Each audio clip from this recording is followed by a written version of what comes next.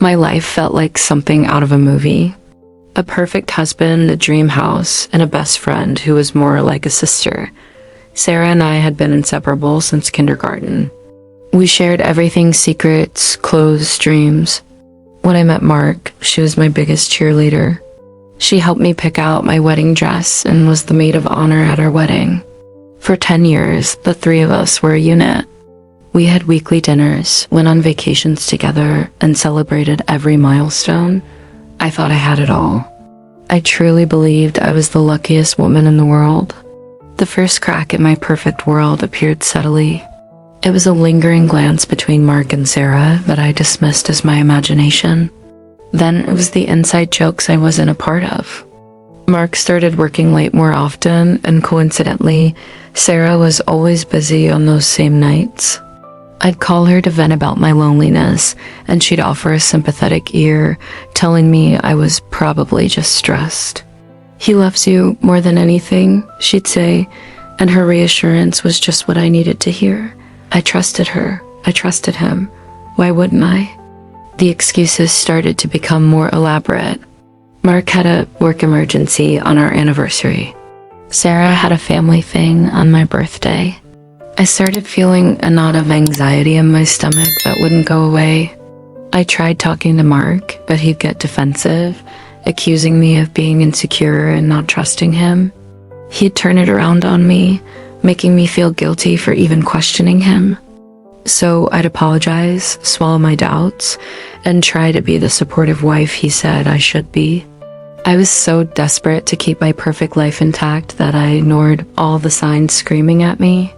One evening, I came home early from a work trip, planning to surprise Mark. The house was dark and quiet. I tiptoed upstairs, a smile on my face, imagining his surprise. But as I approached our bedroom, I heard voices. A man's laugh, Mark's laugh, and a woman's giggle. A giggle I knew as well as my own. It was Sarah's. My heart stopped. For a moment, I couldn't breathe. It felt like the floor had dropped out from under me. I stood there, frozen, listening to the two people I trusted most in the world betraying me in the most intimate way possible. I didn't confront them. I turned around, walked silently out of the house, and drove to a hotel. My hands were shaking so hard I could barely hold the steering wheel. That night, I didn't cry. I was just numb, replaying every moment, every shared look, every lie over and over in my head. The puzzle pieces clicked into place, forming a picture of deceit that was uglier than I could have ever imagined. My best friend and my husband. How long had this been going on? How could they do this to me? The questions swirled in my mind, but there were no answers, only a crushing weight of betrayal. The next morning, I went back home. They were in the kitchen, drinking coffee like it was any other day. The sight of their casual intimacy sent a wave of nausea through me. I didn't scream. I didn't cry. I just looked at them and said, "I know." The color drained from their faces. Mark started to stutter, a string of pathetic excuses. Sarah just stared at the floor, unable to look me in the eye. In that moment, I didn't see the man I loved or the friend I cherished. I saw two strangers who had destroyed my world for their own selfish desires. Getting through the divorce was the hardest thing I've ever done. It felt like a death. I wasn't just losing my husband. I was losing my best friend and the life I had built. Every day was a battle against a tidal wave of grief, anger, and self-doubt. Did I do something wrong? Was I not enough? These thoughts haunted me. Some days, just getting out of bed felt like a monumental achievement. Friends and family tried to help, but they couldn't understand the depth of the dual betrayal. It was a unique kind of pain, a wound that felt like it would never heal. But slowly, very slowly, things started to change. I started therapy, which was a lifeline. It gave me a safe space to unpack my feelings without judgment. My therapist helped me see that their betrayal was not a reflection of my worth. It was about their own flaws, their own lack of character.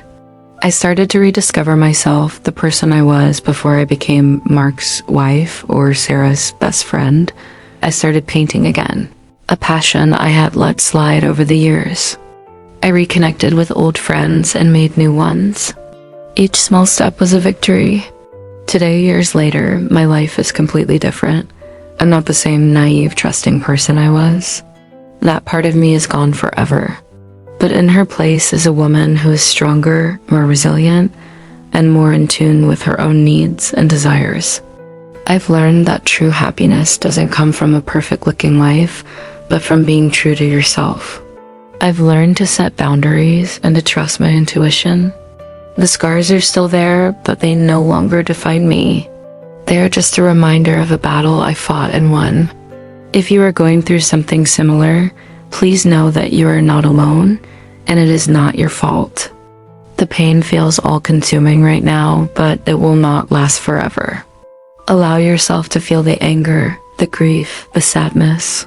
Seek help, whether it's from a therapist, a support group, or trusted loved ones. Rebuilding your life is a journey, not a race. Be patient and kind to yourself. You have an inner strength you might not even be aware of yet. You will get through this and you will come out on the other side, stronger and wiser. Your story isn't over. A new, better chapter is just beginning. Thanks for listening. Don't forget to like and subscribe for more stories.